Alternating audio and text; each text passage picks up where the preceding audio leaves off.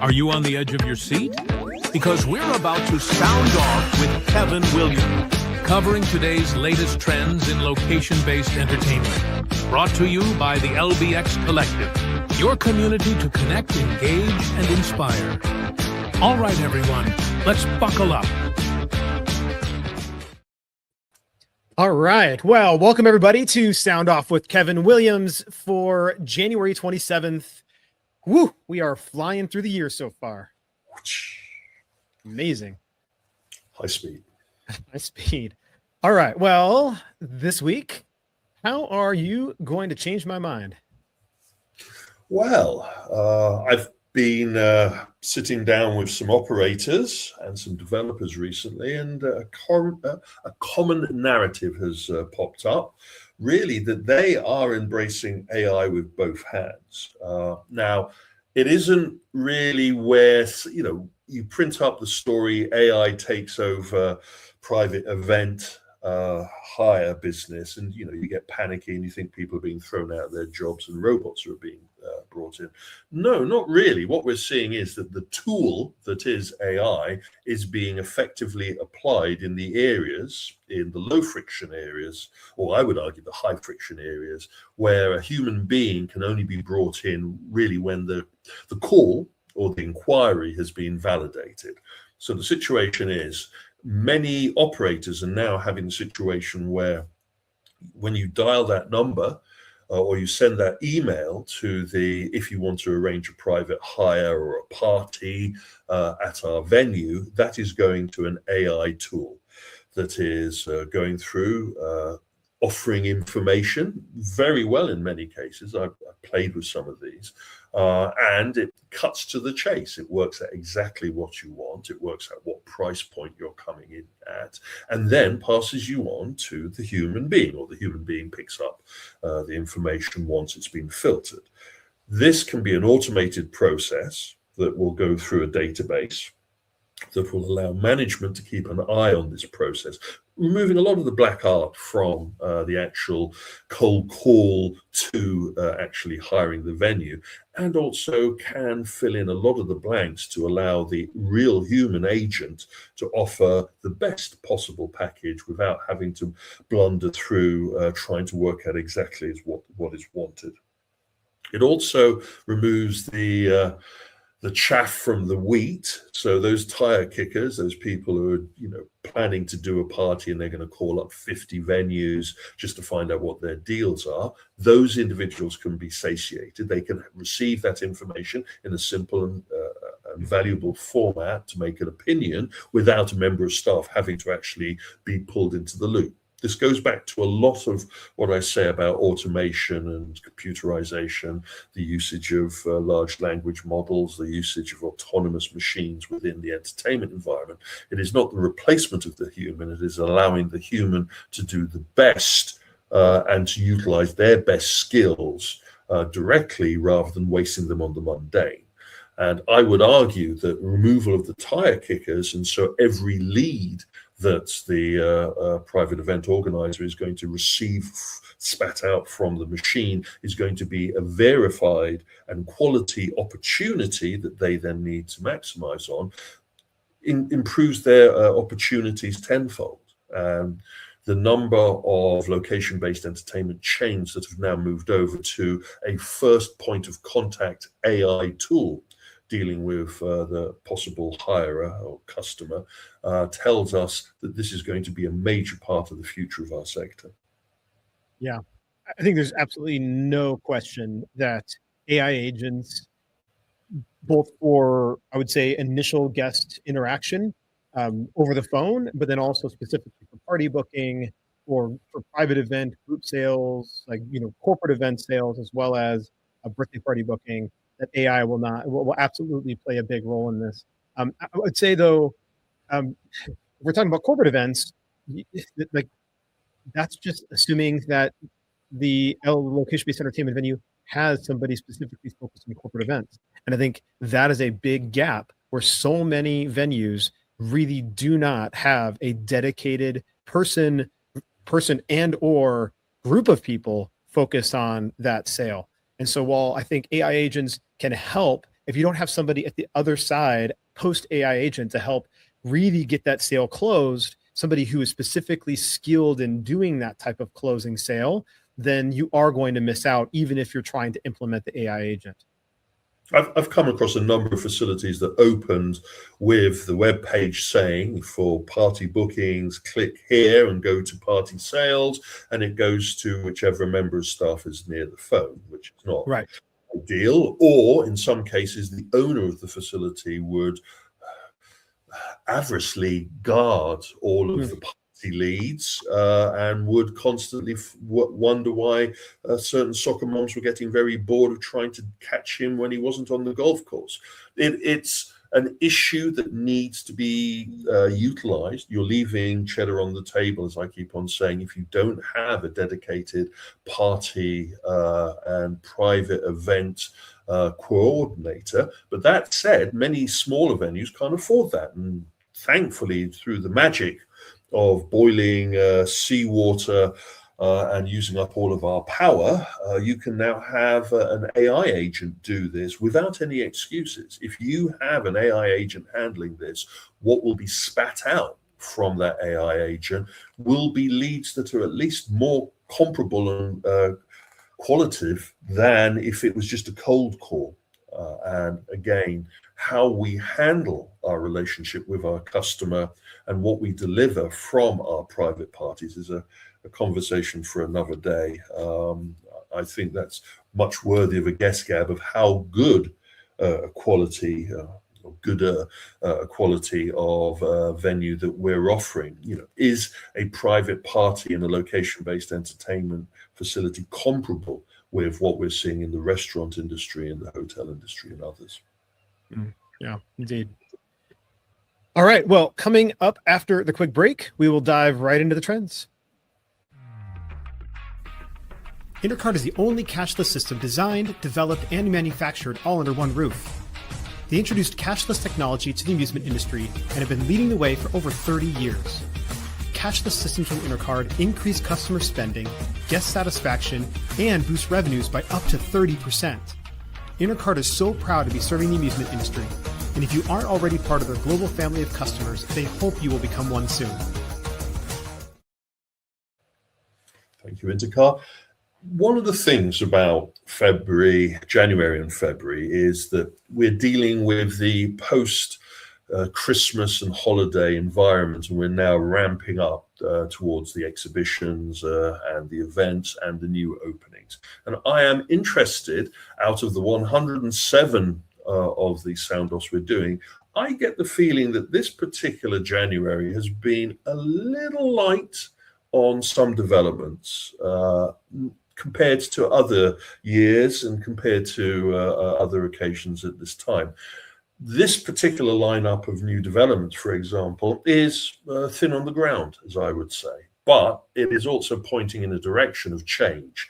So I'm wondering if we're at a stage where people are just taking their breath to run full force into the year, and that January has kind of been that runway needed to lift off. But that's just my personal opinion, but jumping in at the deep end. And for many, I'm not going to put myself on either camp, but for some, The Wicked Witch has gone from Lucasfilm, an individual that has been blamed for the everything.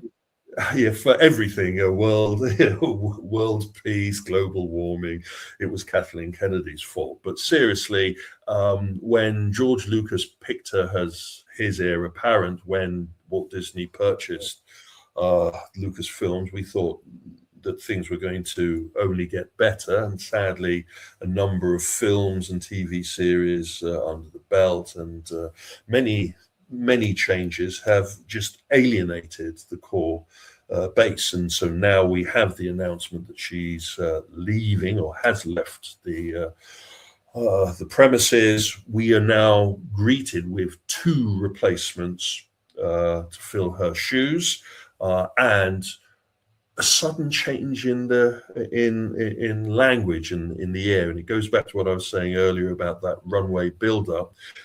There was this kind of deep breath that Kathleen was going, but before she went, she promised that nothing was going to change and that there was a Rey movie in the works, and that her vision for Star Wars and all of the other Lucas properties was going to continue. And then we hear that Disney's going to be pulling out. Most of the, well, not most, half of the modern Disney interpretation and returning to the original trilogy for, if you look at the map, quite a large part of the Galaxy's Edge Park.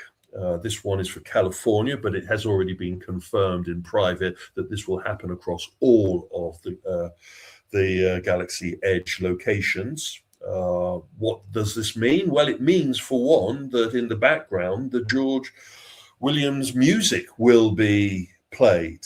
The music that was so iconic for the Star Wars brand, that was excluded from Galaxy's Edge. Amazingly, they played the modern music from the Rey films and from the other interpretations, but they wouldn't play that. It also means that Darth Vader won't be just making a cameo, quick visit and disappearing, but he will be a dedicated component of the Star Wars parks. It is amazing, give the customer what they want rather than trying to force a message down their throat. Seems to have been writ large by what has happened during this period at Lucasfilm, and now it feels like there has been that deep breath, and all of those barriers and those blockages towards trying to embrace what everybody wants from the Star Wars experience, both the older fans as well as the newer fans, can now be accommodated under one roof. That said, also the cantina is going to be closed down for a period of time as they strip out all of the modern interpretations of Star Wars, and they turn it into the Isaac cantina that we would have expected to have seen from the original Star Wars film. I expect to see the animatronics in the back playing the music. I expect to hear the music from that famous cantina sequence now being played in this expanse. And at the same time, I expect that there will be original trilogy themed drinks at high prices available at the bar. It is amazing to see this. And then finally, the other shoe dropped just for the theme park implications for Lucasfilm. We aren't even touching on the rumors of what is going to change in the film and the streaming services, but just in the theme park application of Lucas, we now learn that the dream of creating a number of missions for the Millennium Falcon Smuggler's Run experience, this interactive motion simulation attraction at the park. Originally, it was going to, well, not originally, but there had been claims that the Lucasfilm management were going to be adding a couple of, Andor experiences and a couple of experiences based upon the new interpretation of Star Wars. Well, that has been quashed. And it now looks like that if there are any new missions to be added, they will be original trilogy missions rather than modern missions. This is kind of the admittance that maybe they didn't do it right. Maybe they didn't listen to their fans, and now the adults are back in the room, the saner heads, the accountants are looking at their bottom line, and they're saying, you can't hold back from doing something just because you want to. You have to give us a financial reason why, and if you can't, then we're going to just keep on pushing out the stuff that people want. Yeah. Okay. So a lot here. I want to just bounce back to Kathleen Kennedy, because I think first the fact, first of all, I'm glad she's gone. Look, she had a lot of wins early on in the career. Obviously, she co-founded Amblin Entertainment with Steven Spielberg, was very involved with E.T. and Jurassic Park and Indiana Jones and the Back to the Future trilogy. So like a lot of like the great hits from the early 80s to the early 90s. And then, she then like it kind of devolved from there. And I don't know that she's really, she's been way too long in the Lucasfilm seat. I understand why George Lucas wanted to just move on himself or whatever. So glad to hear that she's moving on. And, look, David Filoni, a lot of the things that he's been involved with, Mandalorian and Grogu, the whole Mandalorian line, like he's clearly like the new, like, I'm glad he's moving in that direction. I don't know how much influence she had in the actual Galaxy's Edge park, if she was the one that really led to be more in the new trilogy versus the original trilogy. But from what I understand, they really should have done that park as a Tatooine, Mos Eisley feel and theme versus some random place, Black Spire Outpost, that nobody's ever fucking heard of because it doesn't even exist, right? They made it up for the park. And I get it, that's fine. But when you've got people who want to come there and stand next to Millennium Falcon and stand by an X-Wing and see these characters, you should put them in the places where they also want to go and visit. Like, I love Olga's, actually. I enjoy my time in Olga's. I go there usually twice whenever I visit Disneyland, once in the morning for some drinks and once in the afternoon for some drinks and just for the vibe. It's also the only place in Disneyland you can go and get a drink unless you're in Club 33.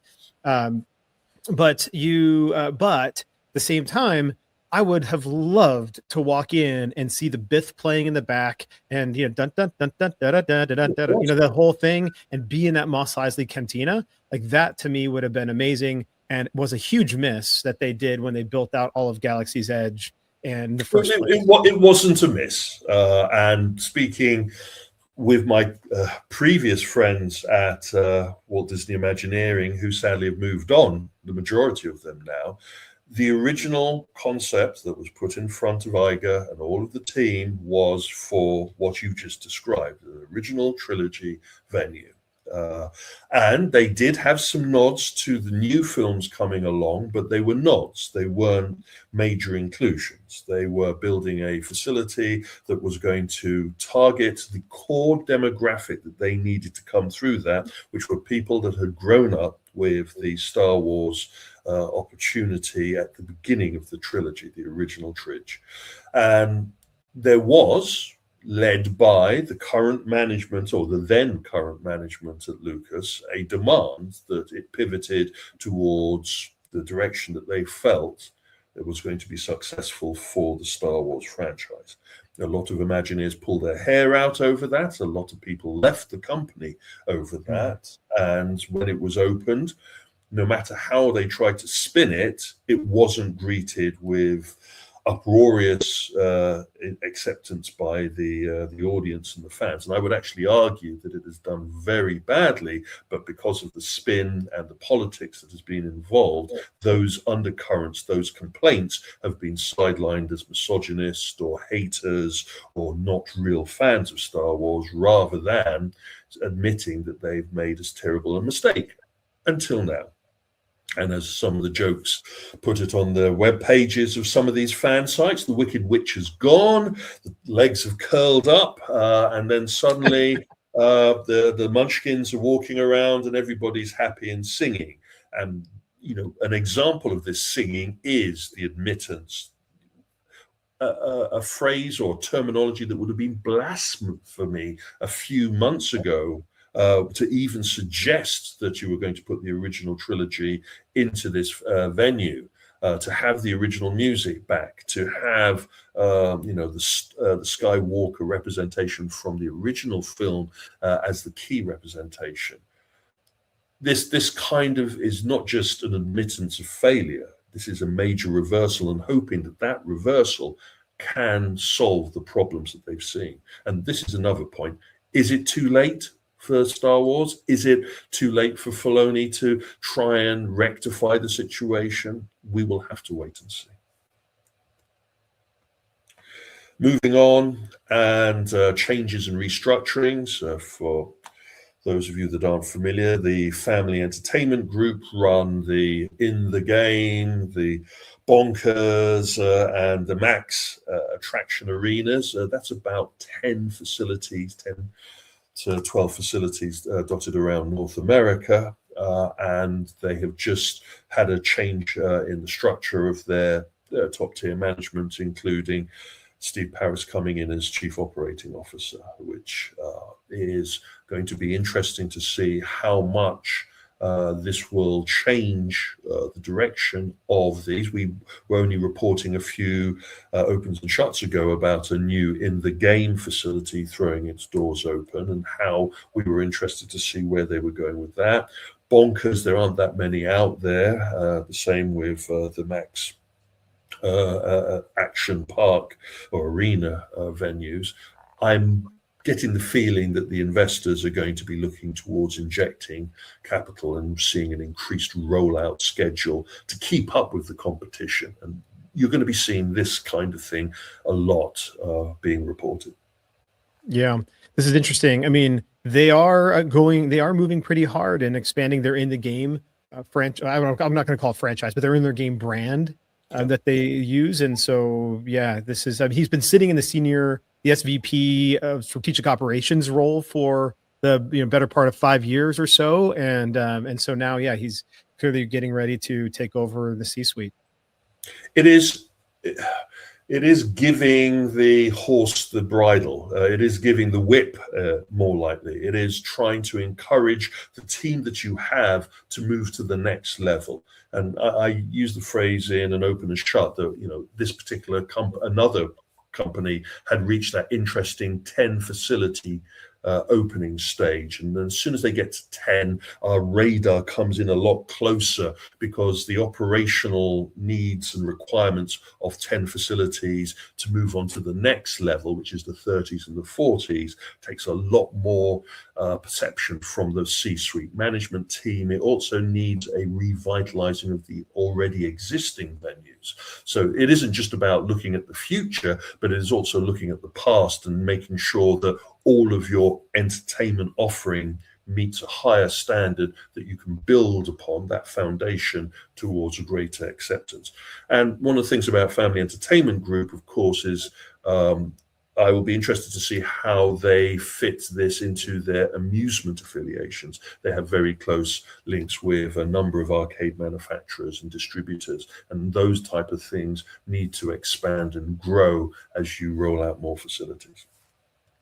Anyway. All right. Well, coming up after another quick break, we will continue with a few more trends. Power up your game floor with Arcades by Allen One. Whether it's perfectly pouring drinks in Dr. Pepper Soda Slam, grabbing official Butts on Things plushies, or defending cities from attack and missile command recharge, Allen One has something for every venue and arcade floor that will delight your guests. Each game is also enhanced with Major League Esports, a free app that tracks player top scores and brings guests back to your venue for more. Visit allen-one.com to learn more. That's allen-one.com. Thank you, Allen One. And this part of the session kind of looks at a trend that I didn't expect to be talking about at this point in 2026. Anyway, we have the announcement of a brand new entrant into the techno pickleball market. I never thought that that'd be a term.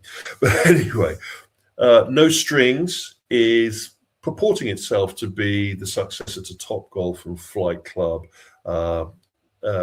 through the medium of pickleball. It's raised some funding, and it comes from a group of individuals that have associations with some very popular social entertainment platforms such as Bounce and others. From my point of view, this is being aimed more at the American market than the European market, which is a very telling statement. And No Strings seems to be not just a new techno infusion of the pickleball experience, and what I think that means is just a better scoring capability. But they're also looking at trying to consolidate venues, bring them under a united brand, offering this level of technology engagement, and also building up their social entertainment component, their F&B, as it were, towards coming up with a plan where pickleball can be as popular as Topgolf, can be as popular as Flight Club. Tall order. We've touched upon the issues with pickleball as a competitive socializing component.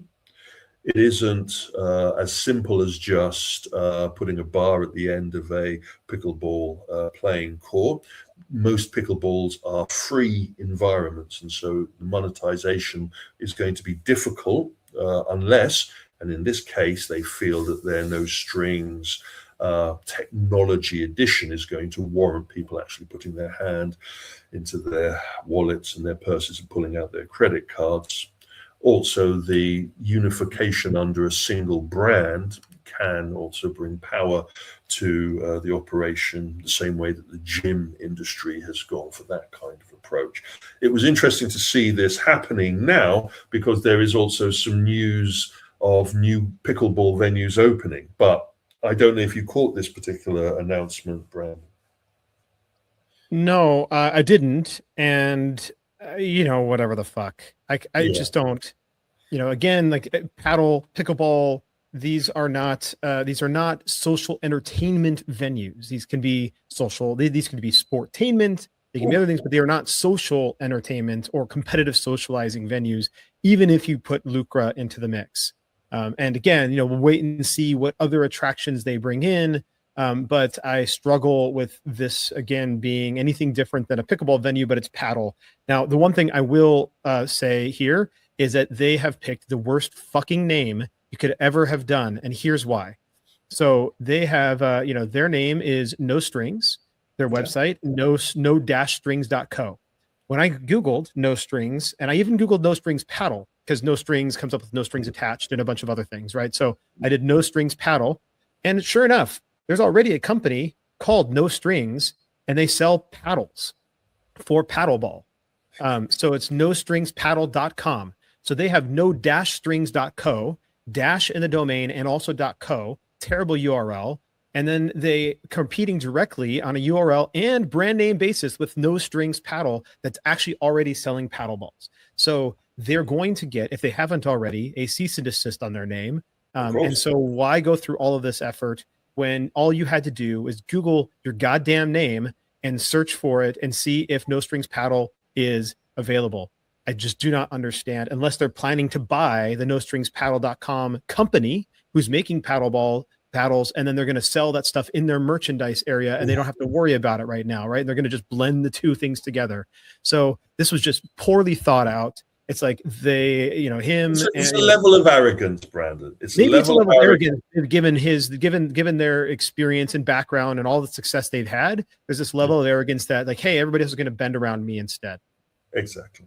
And for me, when this press release dropped, other than the eyes rolling over paddleball and all of that, it was also the interesting thing of how much they were pushing their previous successes rather than trying to, that is just a rookie schoolboy error. And if it isn't an error, then it is a level of arrogance that is dangerous to establishing a brand new concept. If you're going to establish a brand new concept in this sector, you want to play nice with everyone rather than be the bully. So, whatever the reason for this faux pas, I think it's going to bite them in the derriere.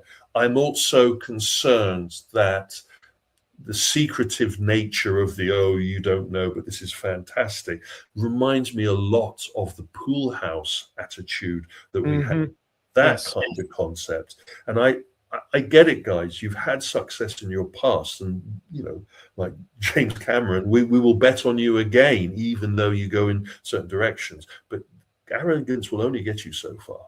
And there's something about the whole situation surrounding paddleball and where it is going next is very telling that we're in that kind of changeable scenario that we've been reporting for the trampoline sector, which is if you're not bringing something unique and entertaining to the table, you can't live off your previous charms. And I get the feeling here that their next announcement and their next development better be impressive, or else this could be dead on arrival concept, especially hearing that they're going to be focusing on the American market first in bringing everybody into the tent before they then look at the European market.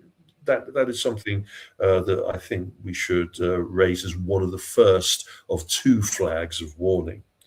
And those the build-up, the continuation of investment in paddleball venues is interesting because it slowed considerably. The venues that had opened and were doing the business that they were doing, and then suddenly we had a hiatus, a desert of no new venues being announced and opened. And then beginning of or the end of 2025, the beginning of 2026, we're now hearing about new sites being opened, and predominantly I'm hearing about these from a UK standpoint. I'm sure they're happening in North America, but I wake up and find out that the Padel Ho is going to be jumping into a previously fire damaged jump arena, trampoline site, and is going to be turning that into an indoor facility. And then we hear about a brand new paddleplex facility that is also going to, well, it is taking over an existing car park area in Nottingham and is going to turn it into a brand new paddleboard. £1 million spend for this particular facility, and it's not earth-shattering. It is, this is very low key, but the tip of the spear, as it were, regarding what's happening with paddleball. And I worry that what we've been speculating for some time about the drop-off in paddleball interest is now ripe for that point where people just go, ho-hum, seen it, done it, let's just move on. And these particular new openings, which are scheduled for the end of this year, may be the last that we will be reporting on new investment of facilities for some time. But again, that's a personal opinion. Yeah, I mean, look, I think I've gone on the record quite often about pickleball, and I was ranting over it a little bit already. Paddle is no different, right? Paddle is pickleball, but with a different racket and a different fucking ball. It's all the same thing. And it just, this is not an area that we need to be expanding in these types of facilities, unless, of course, it's going to be in the tennis club model. Like, that's totally fine. It can be a sportainment model where it's like a tennis club, you have a membership or whatever, and you go in and you're there to play, and then you're there to get maybe a smoothie, and then you leave, right? But it's not a place where people are going to hang out all night and play a little bit of paddle and then have a hamburger and 2 pints of beer.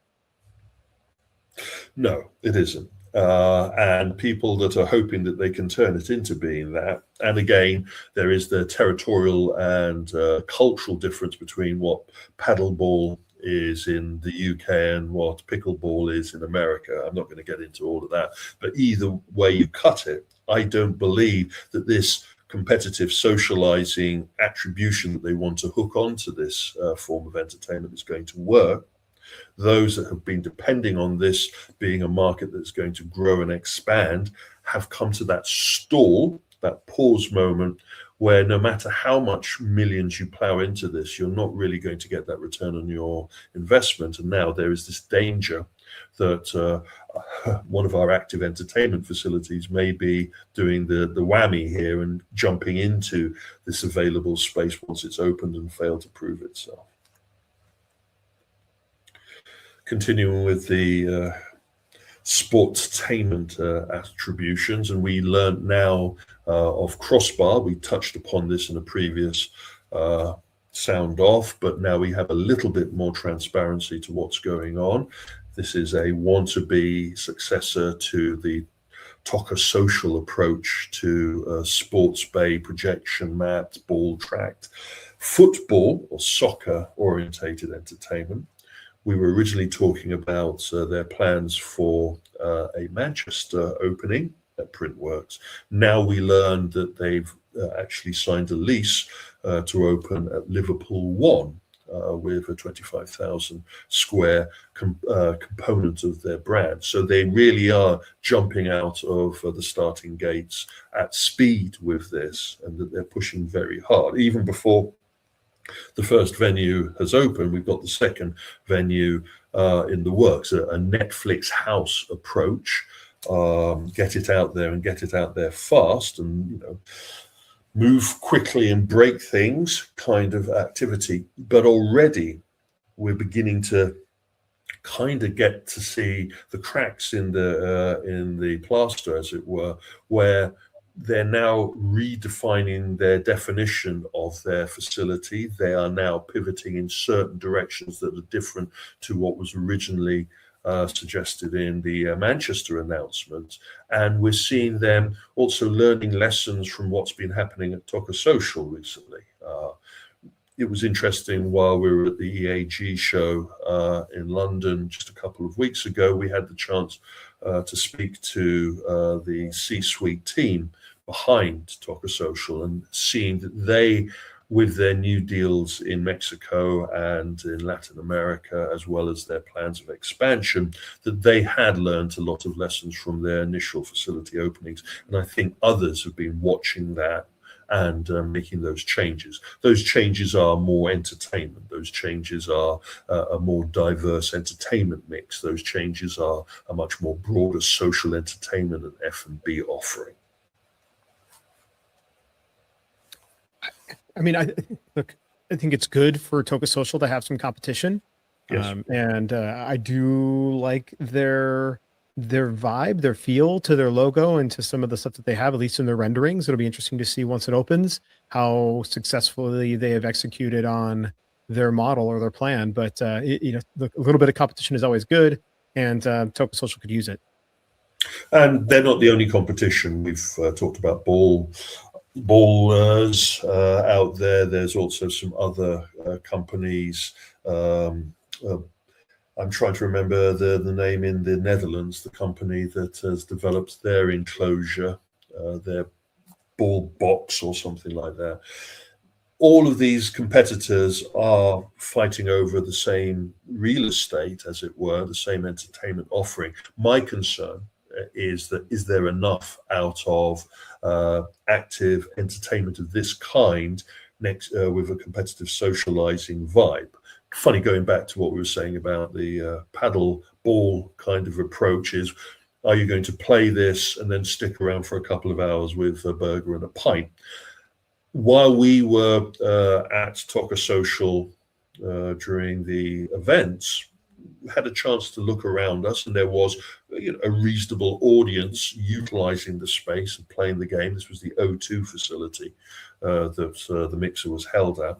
But the one thing that is clear is how much you have to depend on repeat visitation for this kind of model, and how much Toca Social is now pivoting towards a repeat visitation membership model with competition, and how some of these sites now suddenly notice this and are applying the handbrake and trying to pivot their vehicle to follow this move. You may not think it's a major change, but having a tournament-based competition component to your social entertainment venue is quite, it needs management, it needs staffing, it needs engagement. And that is not an easy thing to try and add to a concept that didn't originally have that added to it. As we've seen with our friends at Dave & Buster's trying to come up with a tournament kind of model for their entertainment venue offering. Moving on, and new entrant into the market, I have to, for the levels of transparency, I have to reveal that I am partly involved as a consultant and advisor to our friends at Viturian VR, an Italian company that has developed a 360 motion system. And, when I came across this and when I was approached by them, I was struck by, is this the R360, the Sega R360 being rewritten for the modern market? They have created a very compelling 360 motion-based platform, which is reliable and robust enough to be deployed into the entertainment sector. The company comes from a commercial simulation background, and they have developed a system. But it's also its versatility. This is a system that can be for a standing VR experience or a seated cockpit simulator experience, still engaging that same level of active entertainment motion. And even though it's tied to VR, this technology will have applications beyond just VR simulation and entertainment, but it will also be used with converted flat screen systems in the future. But currently, they are focusing on this VR first version system. We should have the first of these prototypes available by the end of the year. So we're looking forward to placing them on the show floor during IALPA. But the company has already, they have a previous background of rolling out these systems as demonstrators for marketing events. So it is proven technology that is now being turned towards the entertainment market. Yeah, look, I mean, you did a good job keeping the secret even from me. So, look, this is very interesting, very compelling. Here's a little bumper video from on their website, vitruvianvr.com. And yeah, I mean, first of all, it just looks cool. And I could imagine seeing these things in your venue, or in a venue, like with all the bright lights and everything else. Obviously this is a prototype that they must have had at the Google startup event or whatever. That was their first rollout of the concept, the proof of pudding, really. Yeah, but the smoothness in which it appears to move and the quickness in which it appears to move is really interesting. And look, I mean, I think these are the types of experiences that location-based entertainment and location-based VR. This is the level of experience that needs to be in a location-based, entertainment facility, not your standard. I can put a headset on and do the same dumb shit I can do at home. This is the type of experience that's going to elevate and leverage VR to really elevate that experience. Now, what's the level of coherence? Like, am I getting motion sickness? Some things like that. Like, I do have questions, around that, and obviously I want to sit in and try it. But yeah, this is the direction that we need to be heading if we're going to be continuing to use VR in the LBE sector. Thinking on the broader picture of XR, if we're going to come up with immersive technology-based entertainment experiences, we've got to go for the wow factor rather than I've seen it before, I can do it at home. The size of a big screen in most people's homes, which they're playing console games on, means that you've got quite a high bar to reach if you're going to wow them. Giving them an active entertainment motion-based system such as this is just one of those fundamental features that you can add to get that wow effect to bring people into your location.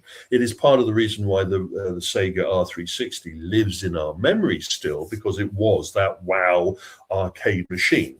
There is no singular amusement product that ever really achieved that level of wow centerpiece attraction until really we go down the path of these type of systems. And I would point to other 360 virtual reality systems that we have in the marketplace as showing the way that those things are still popular as entertainment engagement. And we feel very strongly the Vitruvian system brings a level of engagement that should draw an audience. And isn't that part of the reason we're in this business? Mm-hmm. Anyway, in conclusion, we've talked about, March is rushing towards us, it seems, and I will be involved with the Amusement Expo this year again.